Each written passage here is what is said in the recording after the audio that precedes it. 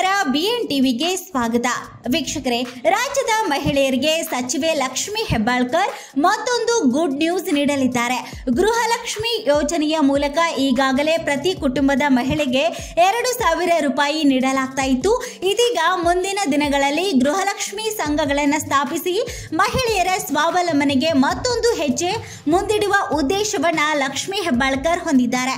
ಹಿರೇಬಾಗೇವಾಡಿ ಗ್ರಾಮದಲ್ಲಿ ಶ್ರೀ ಕ್ಷೇತ್ರ ಧರ್ಮಸ್ಥಳ ಗ್ರಾಮಾಭಿವೃದ್ಧಿ ಯೋಜನೆ ಟ್ರಸ್ಟ್ ವತಿಯಿಂದ ನಡೆದ ತಾಲೂಕು ಮಟ್ಟದ ಮಹಿಳಾ ವಿಚಾರಗೋಷ್ಠಿ ಹಾಗೂ ಸಾಮಾನ್ಯ ಸಹಾಯ ಕೇಂದ್ರವನ್ನು ಉದ್ಘಾಟಿಸಿ ಮಾತನಾಡಿದ ಅವರು, ಧರ್ಮಸ್ಥಳ ಗ್ರಾಮಾಭಿವೃದ್ಧಿ ಸಂಘ ಕಳೆದ ಹಲವು ವರ್ಷಗಳಿಂದ ಅತ್ಯಂತ ಕ್ರಿಯಾಶೀಲ ಕೆಲಸಗಳ ಮೂಲಕ ಮಹಿಳೆಯರನ್ನ ಸ್ವಾವಲಂಬಿಗಳನ್ನಾಗಿಸಲು ಅವರಲ್ಲಿ ಆರ್ಥಿಕ ಬಲವನ್ನು ತುಂಬುವುದಕ್ಕೆ ಪ್ರಯತ್ನ ಪಡುತ್ತಿರುವುದು ಅತ್ಯಂತ ಶ್ಲಾಘನೀಯವಾಗಿದೆ.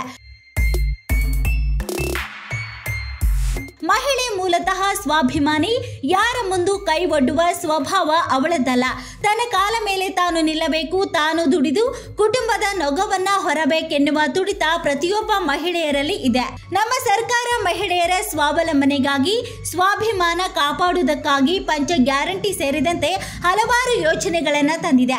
ಮುಂದಿನ ದಿನಗಳಲ್ಲಿ ಗೃಹಲಕ್ಷ್ಮಿ ಸಂಘಗಳನ್ನು ಸ್ಥಾಪಿಸಿ ಮಹಿಳೆಯರ ಸ್ವಾವಲಂಬನೆಗೆ ಮತ್ತೊಂದು ಹೆಜ್ಜೆಯನ್ನ ಮುಂದಿಡುವ ಉದ್ದೇಶವನ್ನ ನಾನು ಹೊಂದಿದ್ದೇನೆ ಎಂದು ತಿಳಿಸಿದ್ದಾರೆ. ಗೃಹಲಕ್ಷ್ಮಿ ಯೋಜನೆಯಿಂದ ಬರುವ ಹಣವನ್ನು ಸೇರಿಸಿ ಸ್ವಯಂ ಉದ್ಯೋಗ ಶುರು ಮಾಡಿ ಆರ್ಥಿಕವಾಗಿ ಸಬಲರಾಗಬೇಕು ಎಂಬುದೇ ನನ್ನ ಬಯಕೆ. ಜೀವನ ಅಭಿವೃದ್ಧಿಯಾಗಬೇಕು, ಮಕ್ಕಳಿಗೆ ಶಿಕ್ಷಣ ಸಿಗಬೇಕು, ಎಲ್ಲರಿಗೂ ಆರೋಗ್ಯ ಸಿಗಬೇಕು ಎಂಬುದೇ ಗೃಹಲಕ್ಷ್ಮಿ ಯೋಜನೆಯ ಮೂಲ ಉದ್ದೇಶ ಎಂದು ತಿಳಿಸಿದ್ರು. ಮಹಿಳೆಯರು ತಮ್ಮ ಆರೋಗ್ಯವನ್ನ ಚೆನ್ನಾಗಿ ಇಟ್ಟುಕೊಳ್ಳಬೇಕು, ಆರ್ಥಿಕ ಸಬಲೀಕರಣದ ಜೊತೆಗೆ ಸಮಾಜದ ಸ್ವಾಸ್ಥ್ಯವನ್ನ ಕಾಪಾಡಬೇಕು, ಎಲ್ಲರೊಂದಿಗೆ ಉತ್ತಮ ಬಾಂಧವ್ಯವನ್ನ ಬೆಳೆಸಿಕೊಳ್ಳಬೇಕು, ಆತ್ಮವಿಶ್ವಾಸವನ್ನ ವೃದ್ಧಿಸಿಕೊಳ್ಳಬೇಕು ಎಂದು ಸಚಿವೆ ಲಕ್ಷ್ಮಿ ಹೆಬ್ಬಾಳ್ಕರ್ ಕರೆ ನೀಡಿದ್ದಾರೆ. ಮಹಿಳೆ ಇಂದು ಎಲ್ಲ ಕ್ಷೇತ್ರದಲ್ಲೂ ಮುಂದೆ ಬರುತ್ತಿದ್ದಾಳೆ.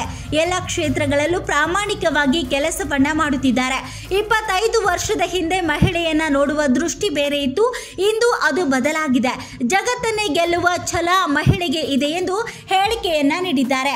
ಮತ್ತಷ್ಟು ಸುದ್ದಿಗಳಿಗಾಗಿ ನೋಡ್ತಾ ಇರಿ BN ಟಿವಿ. ಲೈಕ್ ಮಾಡಿ, ಶೇರ್ ಮಾಡಿ, ಸಬ್ಸ್ಕ್ರೈಬ್ ಮಾಡಿ. ಇದು ನಿಮ್ಮ ಧ್ವನಿ.